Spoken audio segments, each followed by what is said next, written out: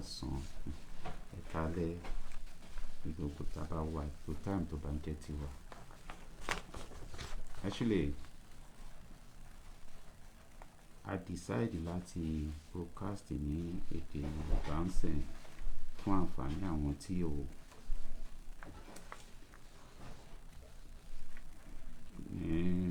bí àǹfààní àwọn tí ò ọ̀rọ̀ òyìnbó fi bẹ́ẹ̀ yé wa lọ títí. And what I'm saying to my friends, everyone, is that we decided to also make the broadcast in Yoruba language. Of course, what we just want to speak about to those people who have the former broadcast. This is just the Yoruba language, the interpretation of what we have in the past with the title Divine Health and Divine Healings by Jesus Christ. I'm very sorry to those people who not like it this way, but you know, the Word of God make us to understand that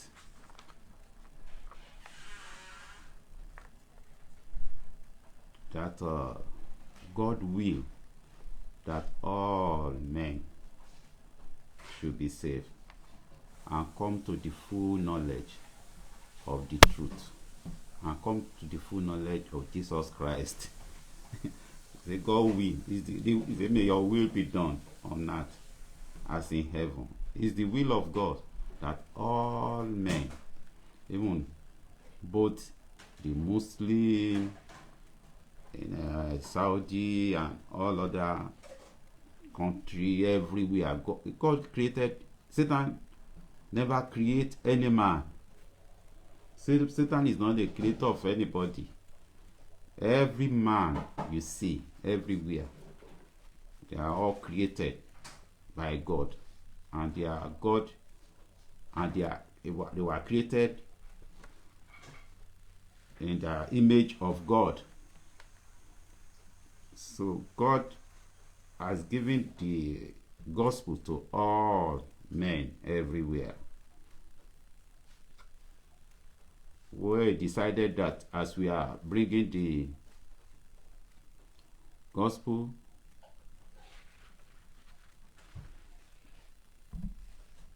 as we bring in the gospel, as we bring in the gospel,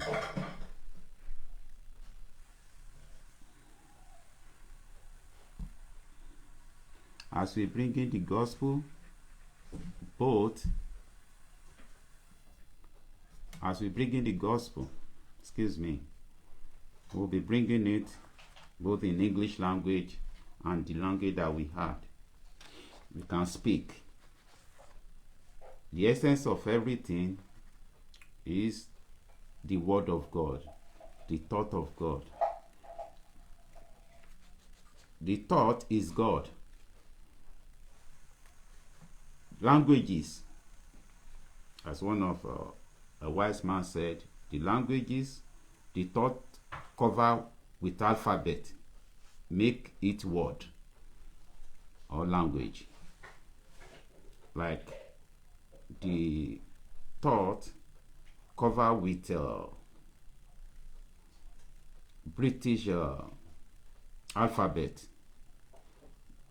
they call, or English alphabet, they call English language. The thought cover with Yoruba language, Yoruba alphabet is called Yoruba language, or the thought cover with Hausa language, Hausa alphabet, it's called Hausa language. The thought cover with French alphabet is called French language. So it's not the language that really, but the Word of God, the thought of God. Say, man shall not live by bread alone, but by every word of God, the scripture. So the title is Divine Health. So we'll switch to Yoruba language. If you want to have the advantage of the same thing in English language, it's on YouTube. This also will be sent to YouTube. Thank you very much for bearing with us. You are blessed. Bí title ọ̀rọ̀ tí ọ̀rọ̀ Ọlọ́run ta fẹ́ fi gbára wa níyànjú ní àárọ̀ yìí, bó ṣe wà lórí title page, bí Jésù ṣe máa ń mú wa lára dá, or you may put it, bí ẹ̀mí mímọ́ ṣe máa ń mú wa lára dá. Ẹ jọ̀ọ́ mo dẹ̀ ní pé fẹ́ kẹ́ bínú ibi tí mi ò bá sọ sí dáadáa nípa Yorùbá language, fẹ́ kẹ́ bí àpẹ̀lú mi. But eléyìí tó ṣe pàtàkì jù ní pé ọ̀rọ̀ Ọlọ́run ní jẹ́ kí àdọ́rùn ká tó mọ̀ pé ọ̀rọ̀ Ọlọ́run òótọ́ ni, bíi ti ọkùnrin ọlọ́rọ̀ ó ti dọ́rùn tán ó bẹ̀bẹ̀ pé ẹ jẹ́ kí n padà sáyé, ó ti dọ́rùn tán ọ̀run àpáàdì kó tó mọ̀ wípé ọ̀rọ̀ Ọlọ́run òótọ́ ni. Ẹ jẹ́ kí n padà sáyé kí n lọ preach gospel. Ní pé it's given unto a man once to die. Ìgbà kan lèèyàn máa ń kú, òkú ńgbà méjì. Wọ́n ti bí ẹ̀wọ̀n bí ńgbà méjì. Ó lẹ̀ ti kú nígbà kan. Ọlọ́run ní ṣe tiwa bẹ́ẹ̀ lórúkọ Jésù. Ọlọ́run ní ṣe tiwa lẹ́ni tó máa dọ̀run kó tó mọ̀ pé ọ̀rọ̀ Ọlọ́run pòótọ́ ni. Ọlọ́run ní ṣe tiwa bẹ́ẹ̀ lórúkọ Jésù. Gbogbo wa la máa jogún ìjọba Ọlọ́run lórúkọ Jésù. Ìyẹn lọ bí ti title. Tá bá wo orí ìwé Mark 16,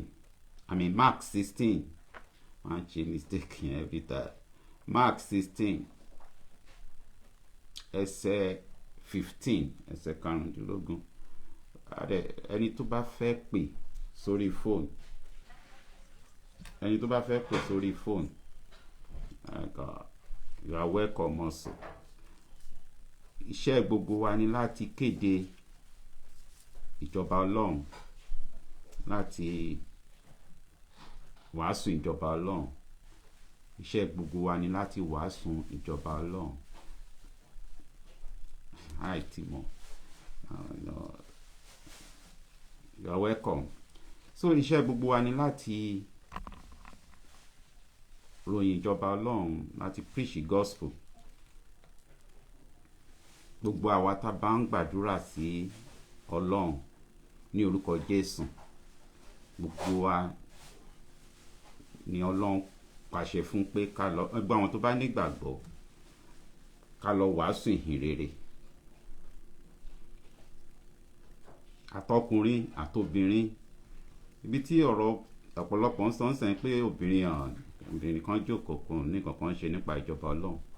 But a rí bí mo ṣe sọ the other time pé obìnrin tó ní etí kànga, the woman by the well, Samaria,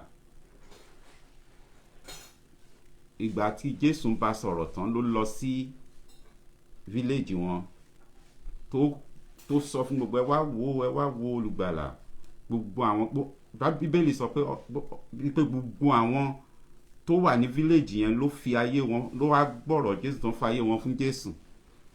Even àwọn Peter gan tó ń tẹ̀lé Jésù àtàwọn ọkùnrin tó ń tẹ̀lé wọn, àárí kà pé wọ́n lọ ròyìn ìjọba Ọlọ́run pé gbogbo village wa. Ọlọ́run fún àwọn obìnrin láǹfààní tó pọ̀. Obìnrin, èmi ṣe rò, obìnrin wúlò fún Ọlọ́run ju ọkùnrin, obìnrin wúlò fún Ọlọ́run bó ṣe wúlò fún ọkùnrin lọ. As is being said pé helpmate. So ní bí tí mò ń kà lọ Mark 16 verse 15. Ó sì wí fún wọn pé, yẹn fún àwa tá gbàgbọ́, ẹ lọ sí gbogbo ayé kí ẹ sì máa wàásù ìhìn rere fún gbogbo èdè, gbogbo èèyàn. Verse 16. Ẹni tí ó bá gbàgbọ́, tí ó bá sì bámtísì rẹ̀ yóò là. Ṣùgbọ́n ẹni tí kò bá gbàgbọ́ yóò jẹ̀bi. Verse 17. Àmì wọ̀nyí yóò sì máa bá àwọn tí ó gbàgbọ́ lọ. Ní orúkọ mi ni wọn yóò máa lé ẹ̀mí èṣù jáde. Wọn yóò sì máa fi èdè tuntun fọ̀. Wọn yóò sì, verse 18. Wọn yóò sì máa gbé ejò lọ́wọ́. Bí wọ́n bá sì mú nǹkan tí ó lóró kì yóò pa wọ́n lára rárá. Wọn yóò sì gbé ọwọ́ lé àwọn ọlọ́kùnrùn, ara wọn ó sì dá.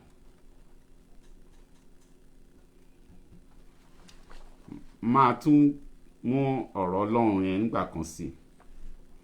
Ìdí tèmi mi ò lè ka nǹkan tí ò wúlò fún mi, títorí pé mo rí àánú Ọlọ́run gbà. Ọ̀rọ̀ tí mò ń kà yìí ó ṣẹlẹ̀ nílé ayé mi, ó ṣẹlẹ̀ severally. Máa tún mú gbà kan sí. Ó ní pé Mark 16 verse 15 ní èdè Yorùbá. Ọlọ́run ti mú kó easy fún gbogbo wa ń sìn. Ẹ lè download Bíbélì Yorùbá ní orí Apple Store, KJV, Bíbélì mímọ́ KJV. Bí ibi tí mò ń kà lọ, Mark 16 verse 15. Ó sì wí fún wọn pé, ẹ lọ sí gbogbo ayé kí ẹ sì máa wàásù ìhìn rere fún gbogbo èdè. Ní gbogbo ibi a lè dúpẹ́ lọ́wọ́ Ọlọ́run. Ọ̀rọ̀ Ọlọ́run ò lè ṣaláì máa ṣẹ. Mi ò rò pé ó níbì kan tó ìwà láyé yìí tí ò ti gbọ́rọ̀ Ọlọ́run. Mí nínú ìjà, nínú òótọ́, nínú gbogbo ẹ̀. Ọ̀rọ̀ Ọlọ́run bí Apostle Paul ṣe sọ, ó ń lọ, ọ̀rọ̀ Ọlọ́run ó ń tẹ̀síwájú ní gbogbo ìlú. Okay, verse 16. Ẹni tí ó bá gbàgbọ́, tí ó bá sì baptize, yóò là. Tá bá baptize ẹ̀ yóò là. Ẹni tó bá ní ìgbàgbọ́ sí ọ̀rọ̀ Ọlọ́run, wọ́n ṣe kà jáde nínú Bíbélì, bí ẹ̀mí mímọ́ ṣe ń sọ. Láìsí ẹ̀mí mímọ́, èmi gan ò lè sí kí n máa bá yín sọ̀rọ̀ bí mo ṣe ń sọ̀rọ̀. Èmi kọ́ ni mo ń bá yín sọ̀rọ̀. Ẹ̀mí mímọ́ ló ń bá yín sọ̀rọ̀. Ẹ̀mí mímọ́, èmi ò ń ṣe ẹ̀mí mímọ́ o, but tó sọ pé go into all the world, I will be with you, even in you, always to the end of the world. Pé ẹ máa lọ, èmi yóò sì wà pẹ̀lú yín, èmi yóò sì wà nínú yín títí lọ. Gbogbo nǹkan tẹ́ bá máa sọ, kẹ́ máa rò, èmi yóò sì máa sọ̀rọ̀ nínú yín. Jésù gan sọ, ó ní pé gbogbo nǹkan tèmi ń sọ yìí o, èmi kọ́ ni mò ń sọ fún yín, bàbá mi tó wà lọ́run ló ń sọ fún yín. Ó dẹ̀ ní pé káwa ọmọ ẹ̀yìn ká lọ occupy, ká gba àyè òun ní ẹran ara tí tóun máa fi dé. Àwa lára Jésù nísẹ̀yìn, àwa lára orí ojú physically Jésù. Tẹ́ bá wo Jésù dáadáa, tẹ́ bá wo ẹ̀mí mọ́ dáadáa, Jésù náà lẹ máa rí. Ó ní Ádámù ìkíní ẹlẹ́ran ara ni, soul. The first Adam was a living soul. Ó ní but the second Adam is a life-giving spirit. Pé Ádámù kejì eléyìí tó ń ṣe Jésù, ó ní ẹ̀mí mímọ́ tó ń fún yàn níyè. Ọlọ́run á sì jẹ́ ká gbogbo wa ká rí ọ̀rọ̀ Ọlọ́run, ká rí ẹ̀mí mímọ́ Ádámù kejì tó ń fún yàn níyè, kó sì fún wa níyè lórúkọ Jésù. Ó ní àmì wọ̀nyí yóò sì máa bá àwọn tí, verse 17, tí ó gbàgbọ́ lọ. ó láàmì wọ̀nyí yóò sì máa bá àwọn tó gbàgbọ́ lọ, ní orúkọ mi ni wọn yóò máa lé ẹ̀mí èṣù jáde lára èèyàn. Ní orúkọ mi, ní orúkọ Jésù Kristi, wọn yóò sì máa lé ẹ̀mí èṣù jáde kúrò lára ènìyàn. Ọ̀pọ̀lọpọ̀ kò gba ẹ̀mí èṣù gbọ́, kò gbà pé ẹ̀mí èṣù wà. Ọ̀pọ̀lọpọ̀ kò gbà pé ẹ̀mí Ọlọ́run wà. A kò máa gbé ṣá. Gbogbo wàhálà tó ní nílé ayé yìí, orí fífọ́, ọrùn, gbogbo kìíní, kò ní mọ̀ wípé ẹ̀mí òkùnkùn ló ń gbé fóun. Àìmọye àìsàn tí wọ́n á gbé dé hospital lénìí, tí wọ́n á sọ pé wọn ò mọ nǹkan tó ṣẹlẹ̀ sẹ́nìyẹn, kó máa lọlé. Ìyá láti àwọn dókítà sọ pé we care but God cure, pé àwa ń gbìyànjú ni, Ọlọ́run ló máa ń wo àìsàn. Òun lọ̀rọ̀ Ọlọ́run sọ̀rọ̀ ń pa ẹ̀ ń sẹ̀yìn. Báwo la ṣe rò pé Ọlọ́run tó dá ayé àtọ̀run kò mọ̀ pé èèyàn máa ṣàìsàn, tó dẹ̀ sọ pé báyìí ni àìsàn máa ṣe. Even dókítà tí gbogbo ayé, tí gbogbo ọ̀pọ̀lọpọ̀ gbọ́kànlé sẹ́yìn, wọ́n á sọ ẹ wo àwa ń gbìyànjú ni o, Ọlọ́run ló ń múyàn lára dá. Ẹni tí ò bá dẹ̀ mú lára dá, wá ní pé ẹ má bínú, ẹ máa gbé lọlé, ẹ máa gbé lọlé ọkọ gbé lọ sí hospital mi. But nǹkan Ọlọ́run ti torí pé òun lọ́dẹ́ ayé àtọ̀run, kò lè gba bribe, kò nídìí mílíọ̀n, kò nídìí kẹ́ra jẹ́ẹ̀tì fọlọ́run kẹ́torí ìwòsàn, kò ní. Torí òun ló ní gbogbo nǹkan, gbogbo ẹ̀ náà ó fi ń yí àwọn èèyàn pé tó bá ṣe léèyàn bá lò bíi 60 or 120 years, á dẹ̀ fi gbogbo ẹ̀ lẹ̀. So ó ní orúkọ mi wọn yóò sì máa lé ẹ̀mí èṣù jáde lára èèyàn. That's why tán bá ń ṣe healing service nísìnyí, ẹ rí àwọn healing ministers, àwọn tí Ọlọ́run fi rán, àwọn míì Ọlọ́run fi rán wọn. Kò séèyàn tó Ọlọ́run ò fi rán tó bá nígbàgbọ́ láti kó wo aláìsàn sàn, tó bá nígbàgbọ́. Jésù ń wo igi ọ̀pọ̀tọ́, ó gẹ̀gún fún. Igi ọ̀pọ̀tọ́ yẹn kú, ó fi ṣe example ni. Àìsàn ọ̀pọ̀lọpọ̀ àìsàn tó wà lára, almost àfihàn tó ń kọ̀ sí àìsàn yẹn, they are all living things, they are plant and animal, like microbes and àwọn kìíní kòkòrò kéékèèké àti gbogbo ẹ̀. Tẹ́ bá gẹ̀gún fún wọn, àwọn kòkòrò yẹn máa kú, bíi bacteria àti gbogbo kìíní, gbogbo bíi igi ní míì, ó máa kú. Òun lè rí àwọn ibi tí wọ́n ti ń ṣe healing services, wọ́n máa ní pé ẹ̀fọ́rí tó ń ṣe yìnyẹn, ẹ̀fọ́rí tó ń ṣe nìyẹn, ọ̀ inú rírun yẹn, ọ̀ nǹkan tó bá ń ṣẹlẹ̀, wọ́n á gẹ̀gún fún, wọ́n á ní pé cause be on it in Jesus name. Ẹ̀mí tó wà ní díẹ̀ tí ò jẹ́ kó lọ, wọ́n á command ẹ̀ pé kó kúrò lára ènìyàn lórúkọ Jésù. Tẹ́nìyẹn bá dẹ̀ nígbàgbọ́ sọ̀rọ̀ yẹn, ara ẹ̀ máa dá. Ibì kan Apostle James ó sọ, nígbà tí Jésù rán àwọn èèyàn kan lọ máa mú àwọn ọmọ, ó rán àwọn ọmọ ẹ̀yìn kan lọ máa mú yàn lára dá. Wọ́n mú òróró, wọ́n á fi ń gbàdúrà fáwọn èèyàn. Apostle James sọ, ẹni tó bá ṣàìsàn lára yẹn fi òróró kẹ́ gbàdúrà fún, para ẹ̀ máa dá. Àìmọye testimony sùn. Wọn yóò sì máa gbé ejò lọ́wọ́. Apostle Paul ló gbé ejò lọ́wọ́ nínú Bíbélì. Àìmọye onígbàgbọ́ tó yẹ kó ejò ti pa, but wọn ò ní lè touch wọn. Èmi tó ń ṣiṣẹ́ nínú igbó, ó ní àwọn yóò sì máa gbé ọwọ́ lé aláìsàn, ara wọn yóò sì dá. Ẹ jẹ́ ká gbàdúrà. Father Lord God, as we come before you, Olúwa Olódùmarè, bá ṣe wá síwájú yín, tá a sì fẹ́ gbọ́ ọ̀rọ̀ yín, ẹ̀mí mímọ́ jẹ́ ká gbọ́ ọ̀rọ̀ yín láti ọ̀run, ọ̀rọ̀ tí yóò ṣe wá láǹfààní, tí yóò sì mú wa nílọ síwájú nínú ẹ̀mí àti nínú ara. Ẹ̀mí mímọ́, ẹ wá bá wa sọ̀rọ̀, ẹ jẹ́ kí ọ̀run mí sí wa. Nípa ọ̀rọ̀ yín tó sọ pé tẹ́ fi kú lórí igi àgbélébùú, ẹ kú fún wa, ẹ kú fún ẹ̀ṣẹ̀ wa. Ẹ ní pé ẹ kú fún wa, ikú tó yẹ ká kú lórí igi àgbélébùú, ẹ kú ikú yẹn fún wa lórí igi àgbélébùú. Ẹ fún wa ní, ẹ mú ikú kúrò, ẹ mú ikú tó yẹ ká kú, ẹ fún wa ní ìyè àìnípẹ̀kun, eternal life. Olúwa dúpẹ́ lọ́wọ́ yín. Lẹ fi ń sọ̀rọ̀ pé gbogbo àwọn tó bá ń gbọ́rọ̀ mi tó ń sì nígbàgbọ́, wọ́n ti ré kúrò ní ipò òkú sí ààyè àìnípẹ̀kun, wọn kì yóò sì rí ìdájọ́.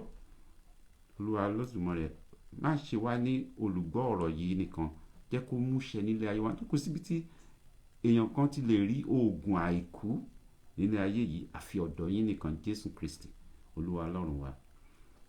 Gbogbo àwọn tó gbogbo bá ṣe wá ní àárọ̀ yìí láti sọ̀rọ̀, láti gbọ́rọ̀ yín, Ẹ̀mí Mímọ́, gbogbo àwọn tó bá ń ṣàìsàn, tó dára ò dá ní ọ̀dà gbogbo bí ẹni pé ó sì rán ọ̀rọ̀ ẹ̀ sì mú wọn lára dá, ó sì yọ wọ́n kúrò nínú ewu. Olúwa Olódùmarè, rán ọ̀rọ̀ rẹ kó mú wa lára dá kúrò nínú àìsàn káìsàn kó má ṣàmọ̀mọ̀ ṣe wá, ó sì mú wa lára kó yọ wá nínú ewu ní orúkọ Jésù Kristi. Bàbá Olódùmarè, ó ní pé ẹ̀gún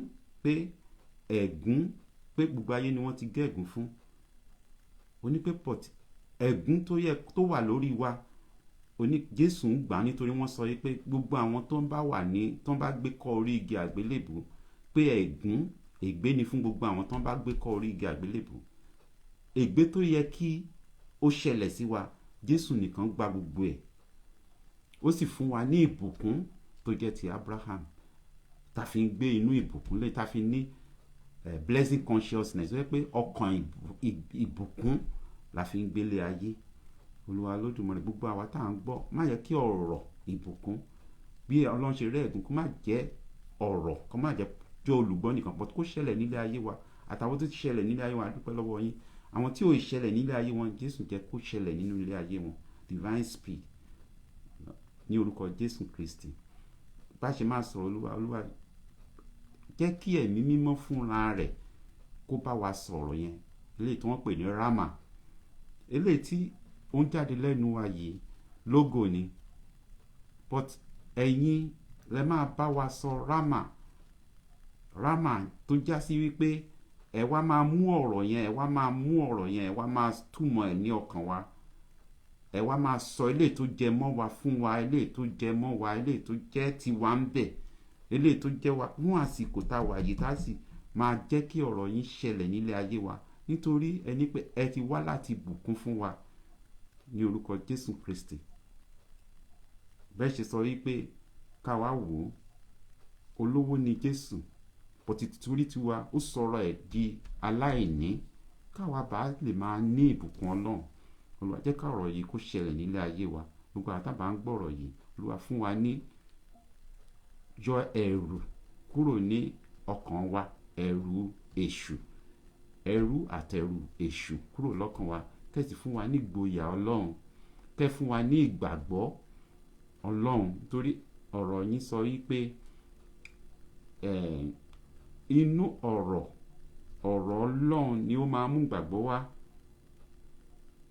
Faith comes by hearing, and hearing of the word of God. Ìgbàgbọ́ máa ń wá nípa ọ̀rọ̀ yín, àti ọ̀rọ̀ yín, faith comes by hearing, and ọ̀rọ̀ yín gangan ló máa ń fún wa ní ìgbàgbọ́. Olúwa Olódùmarè, gbogbo àwọn tó ní ìgbàgbọ́, Olúwa bá mi bùkún ìgbàgbọ́ wọn, kí ìgbàgbọ́ wọn kó túbọ̀ tóbi sí. Àwọn tí ò dẹ̀ ní ìgbàgbọ́ tó bá ń gbọ́rọ̀ Olúwa, ẹ bá mi fún wọn ní ìgbàgbọ́ nípa ọ̀rọ̀ yín. Ọ̀rọ̀ yín sọ wípé àwọn tó máa wá sọ́dọ̀ mi, wọ́n máa wá, bàbá mi yóò sì máa kọ́ wọn, pé they that my Father has chosen for me shall come to me, has given to me shall come to me, and my Father shall teach them. Father, pray you, Lord God, to teach everyone. Cause your Rama to go into everyone, and cause everyone, the time that be used on this platform, Father Lord, cause it to be a blessing to everyone, and to our nation, and to Nigeria, and to America, and to everybody. Father Lord God, will pray. Olúwa Olódùmarè, a gbàdúrà ní orúkọ Jésù Kristi, a gbàdúrà. Àmín. So,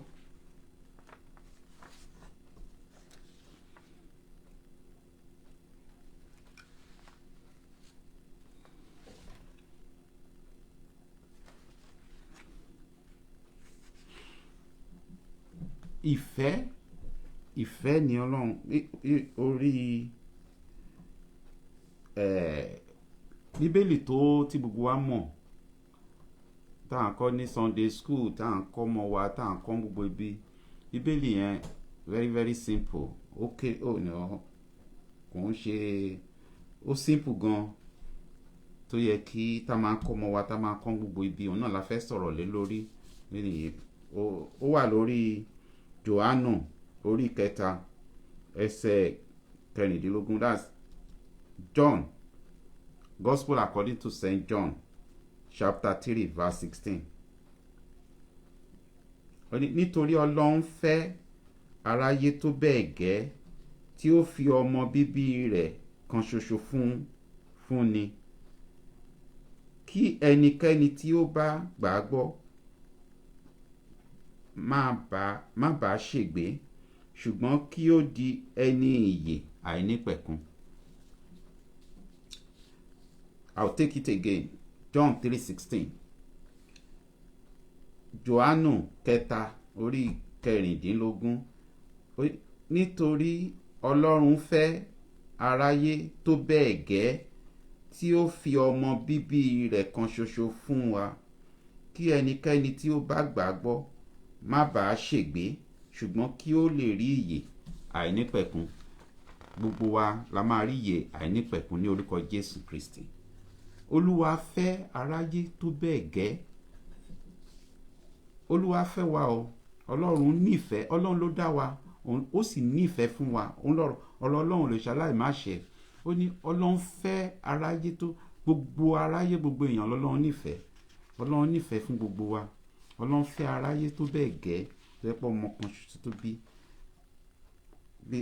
kan ṣoṣo fún ni, kí ẹnikẹ́ni tí ó bá gbàgbọ́ má bàá ṣègbé, ṣùgbọ́n kí ó ní pé gift and calling of God, they are without repentance.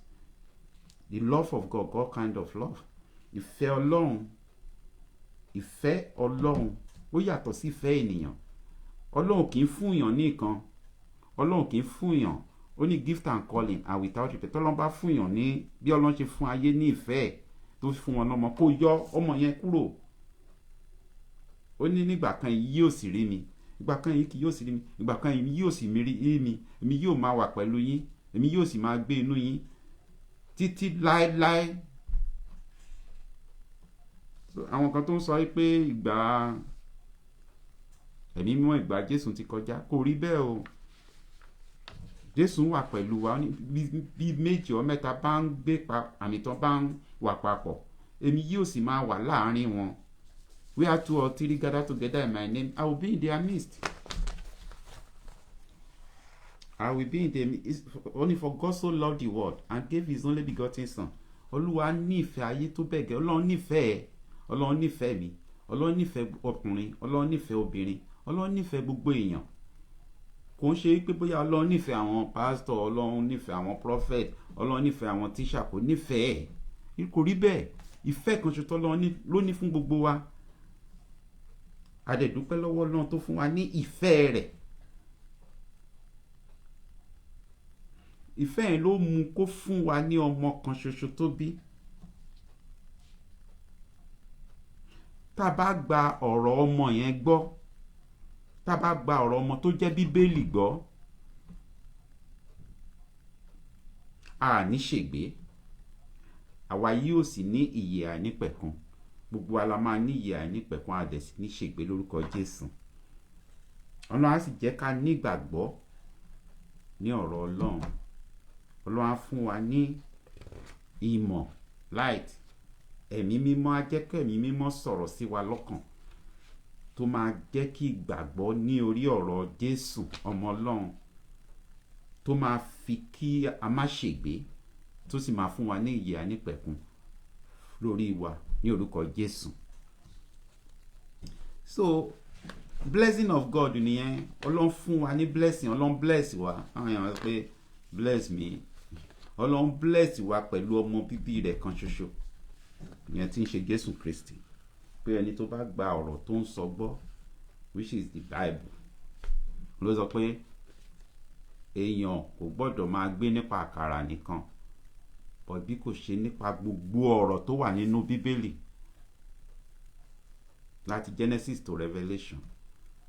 Gbogbo àwọn tó bá ń gbé, tó bá ń jẹ, kì í ṣe pé èèyàn máa jẹ àkàkú, máa jẹ ọ̀rọ̀ Ọlọ́run lọ́sàn-án láàárọ̀, ẹ gbọ́ ọ̀rọ̀ Ọlọ́run, ẹ tún ronú nípa rẹ̀, ẹ meditate over it, ẹ̀mí máa sì kọ́ wa ní nǹkan tó yẹ ká ṣe nípa gbogbo àfíà life wa, nípa gbogbo nǹkan tó yẹ ká ṣe. Kò sí gbogbo ẹ̀tọ́ Ọlọ́run lọ́rọ̀ fún, kò sí. So nǹkan tá à ń sọ ń sẹ́yìn, a ní fi bẹ́ẹ̀ fa ọ̀rọ̀ òkun, a ní fi bẹ́ẹ̀ fa ọ̀rọ̀ ògùn nínú blessing tọ́lọ́run fún wa tó jẹ́ ọmọ kan ṣoṣo tó bí blessing mẹ́ta la fẹ́ sọ̀rọ̀ lé lórí. Oríṣiríṣi blessing ni ọmọ bíbí kan ṣoṣo ọmọ kan ṣoṣo tó bí. Oríṣiríṣi blessing ló wà nínú ẹ̀, but a fẹ́ sọ̀rọ̀ nípa mẹ́ta nínú ẹ̀. Mo dẹ̀ ti sọ náà nípa fídíò tá a ṣe sẹ́yìn.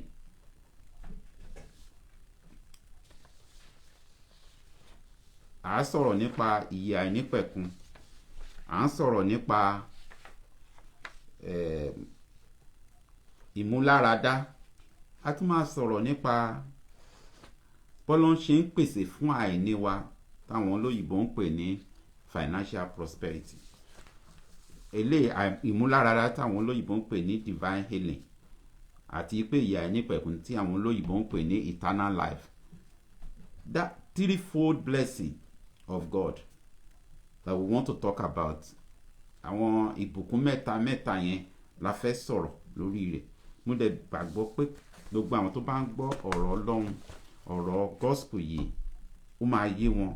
Jésù á sì ṣàlàyé ẹ̀ fún wọn, á jẹ́ kó ọ̀rọ̀ yẹn kó wúlò, kó ṣiṣẹ́ nínú ilé ayé wọn lórúkọ Jésù. Àmín. So ká bẹ̀rẹ̀ ní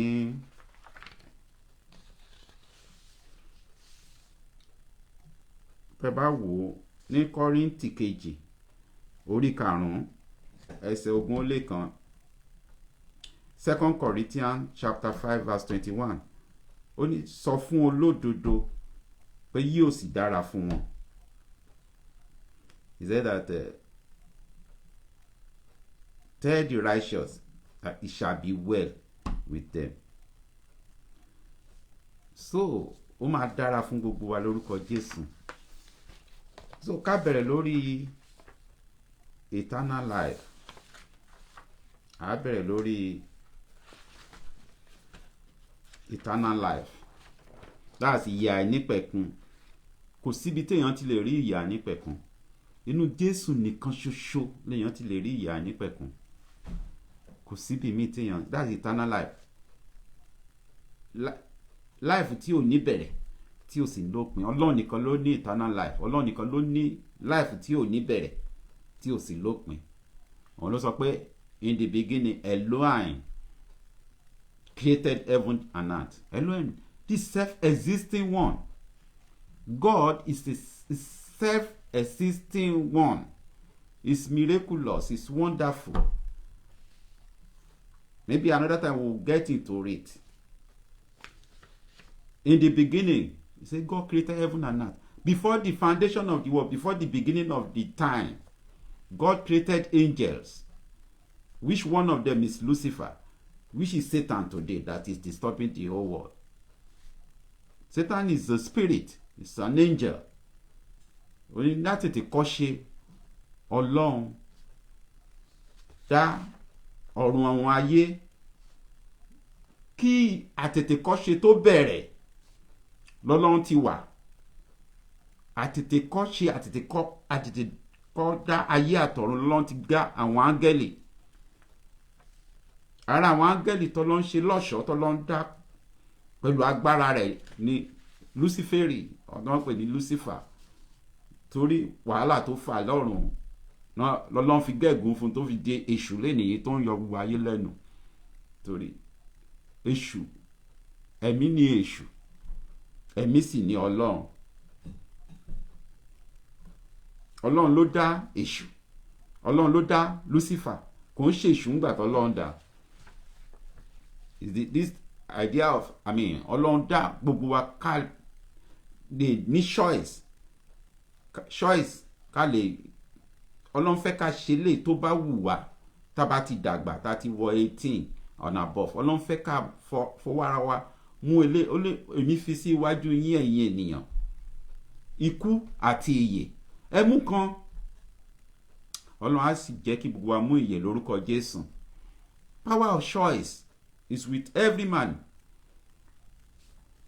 That's what I believe Satan used to choose death. So Ọlọ́run ní jẹ́ ká fi agbára choice tọ́lọ́run fún wa, agbára àti mú ilé tó wù wá, Ọlọ́run á sì jẹ́ ká fi yan nǹkan rere lórúkọ Jésù, ká fi yan Ọlọ́run, ká má yan èṣù lórúkọ Jésù. So ìyè àìnípẹ̀kun, tá bá wo ìwé Jòhánù orí 5 ẹsẹ̀ 25 and 24. John chapter 5 verse 24. Ó ní lóòótọ́ ni mo wí fún yín, ẹnikẹ́ni tí ó bá gba ọ̀rọ̀ mi tí ó bá sì gbà ẹni tí ó rán mi gbọ́ yóò ní ìyè tí kò ní pẹ̀kun, that is eternal life. Òun kì yóò sì wá sí ìdájọ́, ṣùgbọ́n ó ti ré ikú kọjá bọ́ sí ìyè. Máa kà ń gbà kan sí, títorí àwọn tí ò bá láǹfààní àti gbọ́ nǹkan tá ti kọ́kọ́ sọ síwájú, òun mo fi ń sọ ní Yorùbá yìí. Tá bá ṣí Bíbélì mímọ́,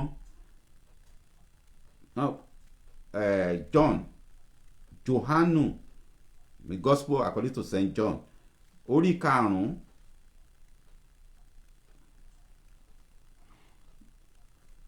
ní 24 verse 24.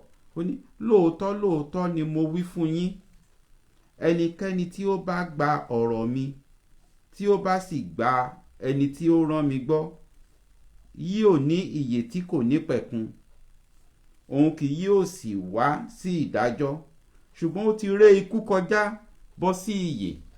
Nǹkan tó máa ṣẹlẹ̀ sí wa nìyẹn lórúkọ Jésù. Ẹnikẹ́ni tó bá ẹ̀ka àìmọye ibi tí ìyè àìnípẹ̀kun rán ọmọ ẹ̀ kan ṣoṣo tó bí láti fún wa ní ìyè àìnípẹ̀kun, eternal life.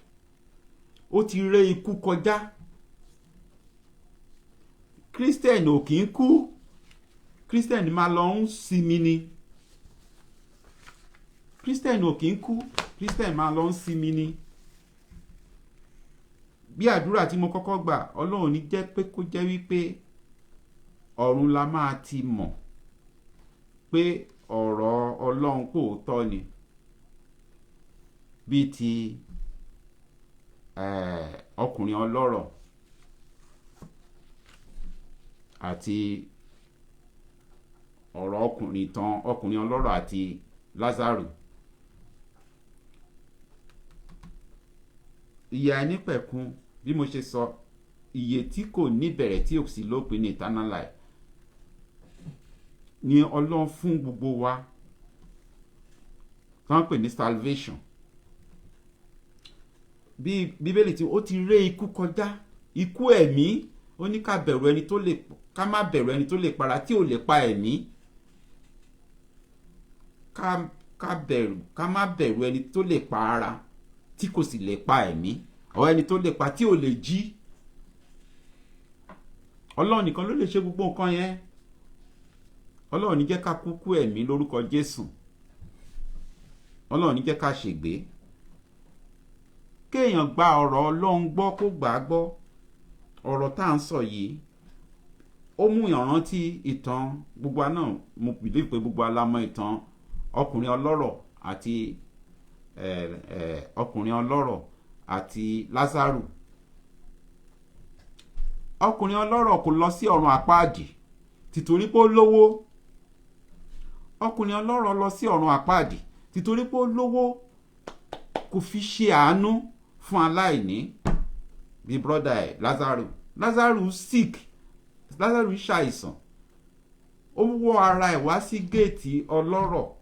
They are supposed to be brothers and sisters anyway.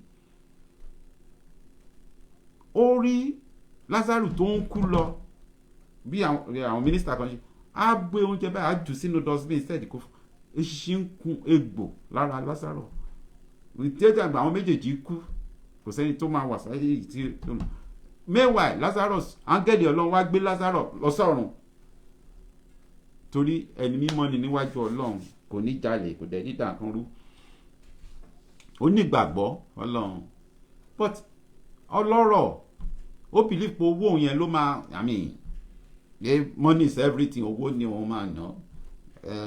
Ó ti ro Lásárù pin, but ìgbà tó náà kú lọ́rùn, ọ̀run ló ṣẹ̀ ti wá lọ́mọ ní ọlọ́njọ́ jẹ́ kí n lọ sáyè, kí n lọ sá fún àwọn èèyàn mi, pé wọ́n á gbọ́ tó ń bá rí mi. Ọlọ́run sọ fún pé àwọn preacher wà láyé, tiwa ò ní jẹ́ bíi ti ọlọ́rọ̀ tó lọ sọ́run àpáàdì, tó yẹ pé ọ̀run ló ṣẹ̀ ti mọ̀ pé ọ̀rọ̀ Ọlọ́run tá à ń sọ ibi eré yìí pé òótọ́ ni. Ọlọ́run á ràn gbogbo wa lọ́wọ́, Ọlọ́run á sì fún wa ní ìyà ìnípẹ̀kun. Mi ò fẹ́ pẹ́ lórí chat tí mò ń ṣe yìí. Ìkejì ìbùkún t'Ọlọ́run fún wa through Jésù Kristi, òun ni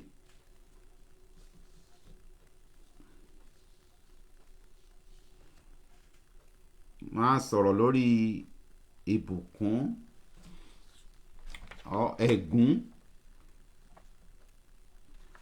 ẹ̀gún tó bá kà lọ sínú Bíbélì a rí pé ẹ̀gún oríṣiríṣi èèyàn kò máa ṣe, a máa forí ṣe fọrùn ṣe, bó ṣe ń fagbára ṣe tó náà nìkan kò ní já sí rere fún ẹnìyẹn. Bíbélì sọ ní pé nígbà tó ó ní ẹ̀gún yìí á sì máa bá gbogbo àwọn tí ò gbọ́rọ̀ òun lọ nínú Deuteronomy chapter 28. Wọ́n á máa ṣe báyìí, wọn kò ní kọjú ìwọ̀n, wọ́n á máa àìsàn ní kúrò lára wọn, ìbẹ̀rùbojo, ẹ̀mí àìsàn, ẹ̀mí àìní, ẹ̀mí burúkú máa bá wọn lò from one láti inú addiction. Ọmọ wọn á máa mu oògùn olóró, ọmọ wọn á jẹ́ ìbànújẹ́ fún wọn. Ẹ̀gún ni gbogbo ẹ̀. Ọmọ tó yẹ kó fúnyàn láyọ̀, kó fúnyàn nísinmi, nígbà tí èèyàn ti ná gbogbo owó lórí ọmọ, ti ná táìmù ẹ̀ lórí ọmọ ẹ̀, àwọn máa jẹ́ ìbànújẹ́ fún lọ́jọ́ ìkẹyìn, tí wà ò ní jẹ́ bẹ́ẹ̀ lórúkọ Jésù. Ẹ̀gún ni.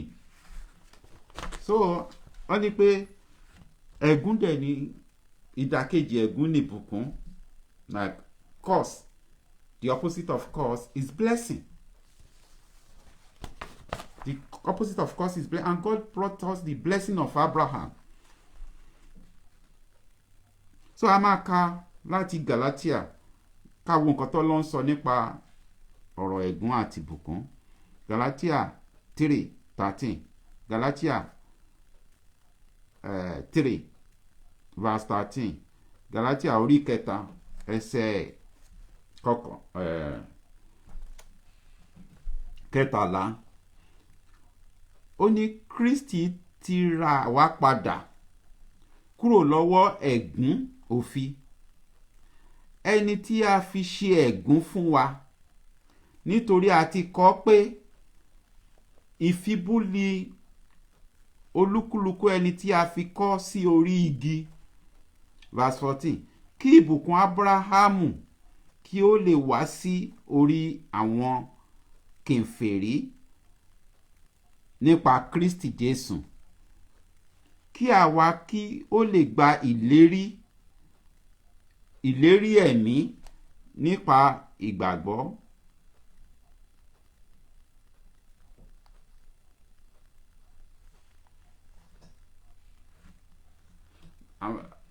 Máa tún kà ń gbà kan sí.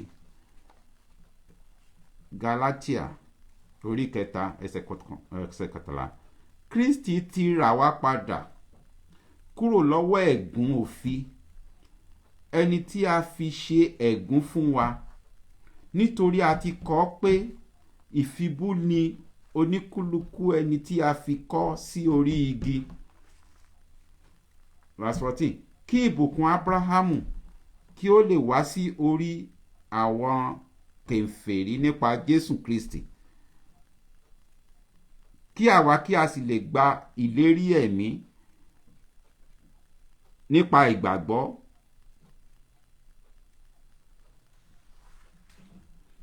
Gbogbo ala máa gbà lérí ẹ̀mí nípa ìgbàgbọ́ lórúkọ Jésù. Bí mo ṣe sọ lákọ̀ọ́kọ́, ọ̀pọ̀lọpọ̀ precisely obìnrin kan ó sick, ó á máa sọ̀rọ̀ tó dáa nípa àwọn èèyàn, bọ̀tọ̀ ọ̀rọ̀ ara ẹ̀ á máa sọ̀rọ̀ burúkú síra ẹ̀.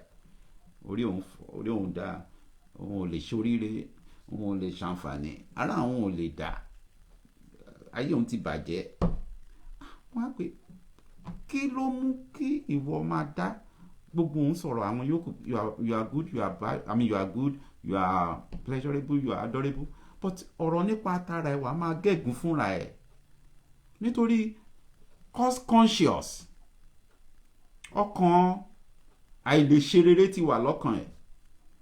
Nǹkan tí Jésù mú kúrò lọ́kàn wa nìyẹn, tó ló kú fún wa lórí igi àgbélébùú láti mú cost consciousness away from, to bring us the blessing consciousness. Conscious pé àti ẹni ìbùkún ni wá, o gbọ́dọ̀ máa rò ẹni ìbùkún ni mí, ní kì í ṣe pé ìwọ ló ṣe fúnra ẹ. Lórí igi àgbélébùú Jésù ti kú fún wa ká bá di ẹni ìbùkún. Wọ́n gbọ́dọ̀ máa nǹkan tí Jésù ti ṣe fún wa ní nǹkan tó lọ́n ti fún wa nínú ìfẹ́, ó fún wa ní náà. Ó gbọ́dọ̀ gba nǹkan tó lọ́n fún ẹ, is a gift from God. Wọ́n lọ́mọ tó bá ń gbọ́ sí apá òun ni wọ́n ń gbé, ẹ gba gift yẹn. Ọlọ́run ti sọ mí di ẹni ìbùkún. Gbọ́dọ̀ máa rò èmi ẹni ìbùkún ni mí. Yẹn kéèyàn máa sọ̀rọ̀ burúkú máa ṣépè fúnra ẹ̀, kó máa ṣépè lórí ọmọ ẹ̀, kó máa gẹ̀gún fọ́mọ ẹ̀, kó máa gẹ̀gún fúnra ẹ̀. Confession, ẹlòmíà kan máa sọ fúnra ní ẹ gbàgbé pé òun ò lè ṣe rere mọ́. Òun máa, ẹlòmíà sì gbà lóun máa kú. Nítorí gbogbo ayé ló ti wà lọ́yìn abẹ́ ẹ̀gún, but ẹni tó bá ní Jésù, tó gba Jésù gbà ó ti mọ̀ pé Jésù ti kú lórí igi àgbélébùú láti ra òun padà, redemption from curses. Adema ẹni ìbùkún ni mi á máa sọ, like in Winners Chapel wọ́n ní pé bless you, bless, àti many Christian circle, you are blessed, you are blessed, God bless you, be you blessed, be blessed in Jesus name. Ẹ máa sọ ìbùkún. Tí èèyàn gan bá tẹ̀ sick, bí Abraham ńgbà tí Abraham tó ń wọ́ ọmọ tó máa bí, ó lọ lọ́hùn tó máa ń jí òkú dìde, tó máa ń sọ̀rọ̀ sí nǹkan tí ò sí bí nǹkan tó wà. To God be the glory. Ọlọ́run tó máa ń sọ̀rọ̀ sí nǹkan tí ò sí bí nǹkan tó wà. Abraham tó bí ọmọ ni wọ́n ti ń pè ní bàbá ìgbàgbọ́. Bàbá Abraham mi ni bàbá ìgbàgbọ́. Kó tó bí Isaac, inú ẹ̀dẹ̀ ń dùn, ó sì gbàgbọ́ pé òótọ́ òun ti bí Isaac. Ó sún fọpẹ́ fọlọ́run, kò rí lójú tó ń pè nǹkan tí ò sí bí nǹkan tó wà. Bí Ọlọ́run ṣe fẹ́ kó ṣe rí fún wa, ó ti bá blessed rẹ̀ máa débi. Kò sí nǹkan tó bá ti dà níyàn lọ́kàn ẹ̀. You are blessed. You are no longer under curses. And you live the consciousness and bless, and God will be doing everything you want to do. Say, the Lord God shall provide all your needs according to his riches in glory. Pọ́lọ́mọ́ máa bùkún fún wa gẹ́gẹ́ bí ìní ẹ̀ nínú ọlá ńlá ẹ̀. The Lord God shall provide all your, according to his riches in blessings. Ọlọ́run máa pèsè fún wa nínú ọlá ńlá ẹ̀. Ọlọ́run ló dá wa náà, àdára wa. Ó ní ẹ̀yin gangan tẹ èèyàn tó yẹ pé ẹ̀yin èèyàn burúkú, tẹ́ bá bímọ tọmọ yín bá béèrè fún oúnjẹ, ṣe máa ń gbókúta fún ni. How much more ṣe ohun tó ń dá yín? Onítọmọ yín bá ń béèrè fẹ́ ránṣẹ́ máa ń lọ fún ní àkéèké nígbègbà tó máa ta lọ ńbẹ̀ ní tiẹ̀. Irọ́ àwọn èèyàn gan tí ò dáa. Àṣebàjẹ́ fọmọ wa. Tọmọ wa bá fẹ́ nǹkan tọ́jú ẹ̀, máa rọ́ọ̀kà, máa nífẹ̀ẹ́ fún wa, máa ṣe kí. Ọlọ́run tó dá wa, àdára wa náà. Ọlọ́run lè ní ọkàn burúkú sí wa, ó ti bless wa, but Ọlọ́run máa ń fẹ́ kí èèyàn kó respect òun. Ọlọ́run máa ń fẹ́ kí èèyàn recognize òun. Ó lè mi Ọlọ́run owú, Ọlọ́run máa ń jowú. Òun ló dá wa, òun ló ti sọ bó ṣe fẹ́ nǹkan ẹ̀ nìyẹn. Bọ́kọlọkọ̀ tó ń bá ti wà nílé ọkọ, wọ́n máa fẹ́ advice ọmọ wọn tó ń lọ sílé ọkọ. Ọkọ ẹ lélẹ́yìí o, nǹkan tó bá ti fẹ́ ni kó máa bá fẹ́ o, tó bá ìfẹ́ máa wà lọ́dọ̀ ẹ̀. gbogbo àwọn tó bá dẹ̀ gbọ́ advice yẹn sí ìyá wọn lẹ́nu àbí bàbá wọn lẹ́nu wọ́n máa ń rí ilé ọkọ jókòó sí, bọ̀tẹ́ni tó bá dé ilé ọkọ tọkọ ń gba tọ̀tún tóun náà ń gba tòsì, tẹnu ẹnu máa jó, kò ní ọ̀tá méjì ju ọkọ tó gbé sílé lọ. Nǹkan tó bá the same thing náà ni ó ní pé àwa ọlọ́run ló dá wa, ọlọ́run ló ní planet yìí. Nǹkan tó ọlọ́run ti mí nǹkan tó yẹ kó máa ṣẹlẹ̀ law and order ní planet tá wà yìí, ní ayé tá wà yìí, ọlọ́run ó ti kọ sílẹ̀, but kò force anybody. Òun fún yín níyè àti ikú, ẹmúlẹ̀ tó bá wù yín. Ọlọ́run fi yẹn ó fi yẹn dá ènìyàn. Òun fẹ́ kẹ́ máa ṣe nǹkan tó òun fẹ́ kẹ́ níwà bí ọlọ́run, kẹ́ mú eléyìí tó wù yín, kẹ́ lajú, bó tó ní inú gbà kan mi ọlọ́run sọ pé Bíbélì sọ pé inú ọlọ́run bàjẹ́ torí ó dá èèyàn, pé èèyàn lójú kò fi ríran, èèyàn létí kò fi gbọ́ràn, ó láwọn èèyàn mi ń ṣègbé. Ó ti kọ́ mọ́ sẹ́yìn torí àìní ìmọ̀. Táwọn èèyàn bá ní ìmọ̀ yín, gbogbo wàhálà ẹ̀gún àti bẹ́ṣù ṣe ń ti gbogbo èèyàn káàkiri yìí kò ní rí bẹ́ẹ̀. Ó ní àwọn ọmọ kìnìún á máa ṣe aláìní, ebi á sì máa pa wọ́n. But àwọn tó bá ní ìfẹ́ ọlọ́run, tó nífẹ̀ẹ́ sọ̀rọ̀ ọlọ́run, wọn ò ní ṣaláì má ní nǹkan tó dáa kankan. Ọlọ́run ti gbà wá kúrò ní ẹ̀gún, nínú àìní ọlọ́run ti gbà wá. Ká gba nǹkan tó sọ, ká gbọ́rọ̀ sí lẹ́nu.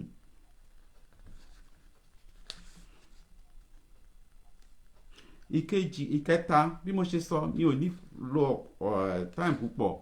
Ìkẹta ni à ń sọ sẹ́yìn, ó ní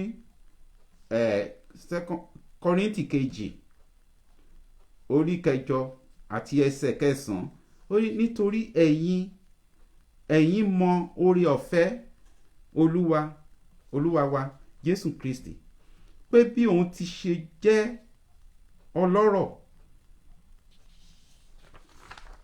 sí, ṣùgbọ́n nítorí yín ó di tálákà, kí a lè sọ yín di ọlọ́rọ̀ nípa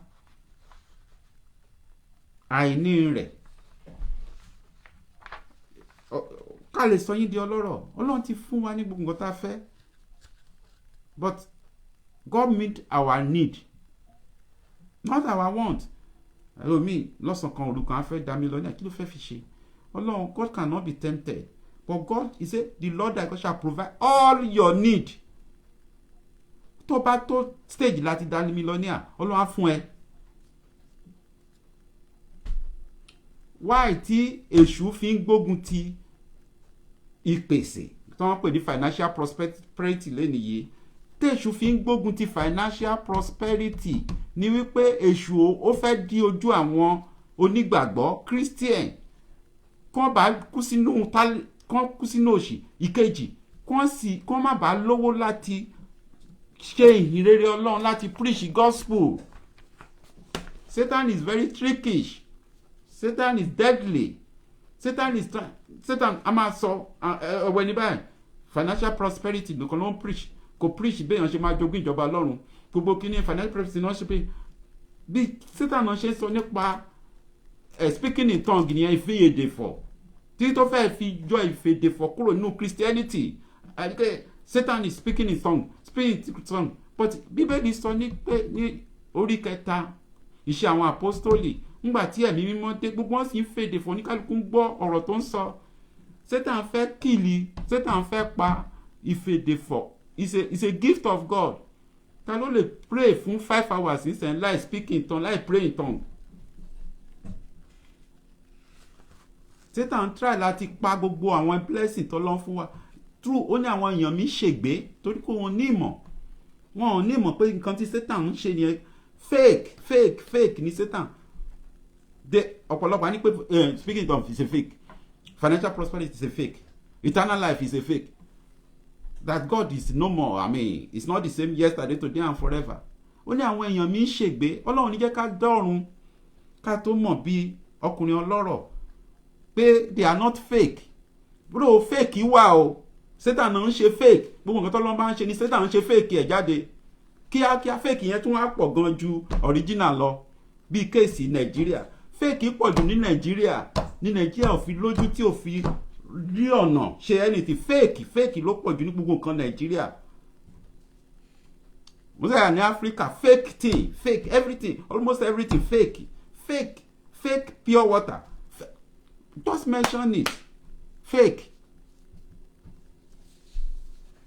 gbogbo Satan dẹ̀ fi ń bí ayé lójú ni bí mo ṣe máa sọ gbogbo gbà ibi téèyàn bá ti rí fake kó mọ̀ pé original wà níbì kan ẹ wo owó 200 naira ń sẹ̀yìn ǹjẹ́ rí fake 200 naira rí owó kan one note 200 naira fake kò sí because kò sí $200 original that's why ẹ lè rí $200 note fake because ẹ ń rí fake $1 fake $100 fake ilé fake ọ̀hún títorí pé original wà ní tí ò bá sí original ta ló máa tẹ̀lé fake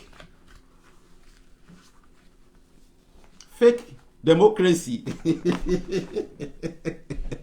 gbogbo fake pastor fake prophet fake prophecy gbogbo ẹni Satan ń ṣe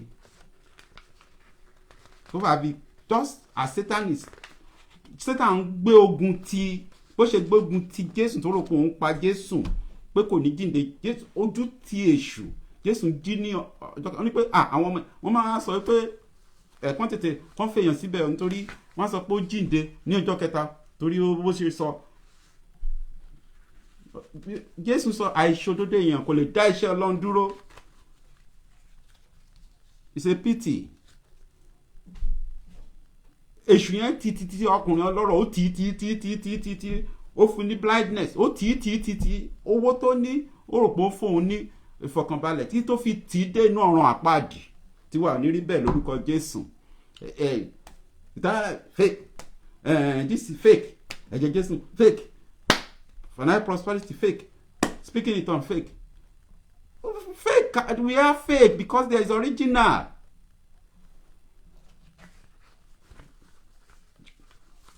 Ọlọ́run jẹ́ ká jẹ́ èèyàn Ọlọ́run tó ń ṣègbé nítorí kò sí ẹ ka Bíbélì yín gbogbo nǹkan tó bá ti ń takò ọ̀rọ̀ Ọlọ́run is from the devil. Read your Bible, say man shall not live by bread alone, by all every word. Read your Bible, say the word of God is given for reading. By God's grace, one mo ti ń sọ tipẹ́tipẹ́ Ọlọ́run fún wa ní time a máa sọ ọ̀rọ̀ nípa healings lẹ́kùnrẹ́rẹ́ ọ̀rọ̀ nípa original financial prosperity lọ́kùnrẹ́rẹ́ ọ̀rọ̀ nípa gbogbo kíní marriage and divorce lẹ́kùnrẹ́rẹ́ Ọlọ́run ṣe marriage gbogbo ti divorce kún gbogbo ibi yìí iṣẹ́ èṣù ni torí Ọlọ́run ló dá ilé ayé yìí Ọlọ́run ló dá planet yìí ó dẹ̀ fún ní law and order ibi téèyàn ti máa ní problem nílé ayé yìí ni pé téèyàn bá tẹ̀lé nǹkan tó Ọlọ́run sọ okay very simple Ọlọ́run force anybody tó bá mọ̀ pé ò lè tẹ̀lé nǹkan tí ó wà ní planet tó lọ dá kó lọ dá planet tiẹ̀ sílẹ̀ kó give law and order ń bẹ̀ náà ìwọ náà fi ara ẹ̀ sípò Ọlọ́run ṣé o lè dá nǹkan kíní yẹn kó wá máa takò ẹ̀ kó máa bá ẹ jà kí ìwọ náà wá máa kí inú ẹ̀ máa dùn sí òun lálámọ̀ tó mọ wá tó mọ gbogbo èèyàn bó dọ́dẹ̀ mọ wá bó ṣe wù ú òun ló ní wá nǹkan tó bá wù ló lè fi wá ṣe is sovereign ó dá ènìyàn kò dá èèyàn fún èèyàn ó dá èèyàn fún ara ẹ̀ ni ibi tí èèyàn ti máa ní problem pẹ̀lú Ọlọ́run nìyẹn àrò pé Ọlọ́run dá ènìyàn fún ènìyàn irọ́ Ọlọ́run dá èèyàn fún ara ẹ̀ fún enjoyment ara ẹ̀ fún pleasure of he created us for his own pleasure. Once somebody knows that you are God's God created for you, you will do his will and you will have peace. God will make us to have peace in Jesus' name.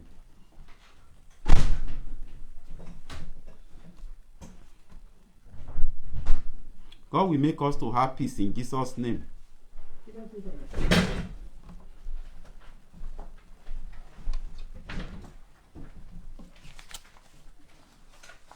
So, like bí mo ṣe sọ tẹ́lẹ̀tẹ́lẹ̀ mi ò fẹ́ gba gbogbo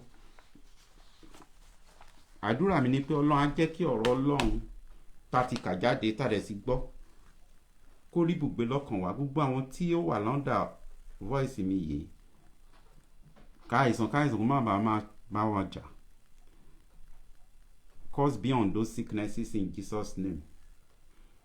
Every spirit behind the sickness, I command them to leave now in Jesus' name. So shall it be in Jesus Christ. Scripture cannot be broken. And I pray that this word, he said, my word is like rain that give seed to the soil, that multiplies seed sown and give food to the eater. That's what is going to be for us in Jesus' name. You bless in Jesus' name. Like I said before, bí mo ṣe sọ tẹ́lẹ̀, gbogbo wa lọ́lọ́run rán kó bá preach the gospel. Ká má fún èṣù láyè. Oni tí irọ́ bá fi 20 ọdún sáré, ọjọ́ kan lóòótọ́ máa dìde tó máa bá. Ọ̀rọ̀ Ọlọ́run kò lè yí padà. Ìkan náà ni lánàá, ìkan ni lénìí, ìkan ni títí ayé. Gbogbo àwọn tó bá mú ọ̀rọ̀ Ọlọ́run ṣe, wọ́n máa rí òótọ́ Ọlọ́run. Ó ní ńgbà kan ẹ̀yin yóò rí mi, ìgbà kan ẹ̀yin yóò sì rí mi nípa ikú igi àgbélébù. Èmi yóò sì máa wà pẹ̀lú yín títí láéláé. You shall enjoy the fellowship of Holy Spirit every time in Jesus' name. As you believe this one, you are baptized, you shall receive Holy Spirit in Jesus' name. I pray that God shall teach you. You say that my Father has given to me shall come to me, and my Father shall teach them. God shall teach you, God shall make you to meditate, and you pray, and you give your life to Jesus Christ. If you have any question, you can text it, comment, comment part, put your comment, your question, your callings, and everything. Because like I said before, the preaching of the gospel is for everybody to preach, to share, to ask, so that everybody, God will that all men should be saved. That's the will of God. And God shall bless all of us in Jesus' name. Till we meet again. God be with you till we meet again. You are blessed in Jesus' name. Thank you very much. Be blessed. Thank you. Bye. I appreciate those who put their comment on the last one. I appreciate you. Thank you. And God shall bless all of us and move us forward. And our mommy, after time we discuss in Jesus' name. You are blessed. Thank you. Bye.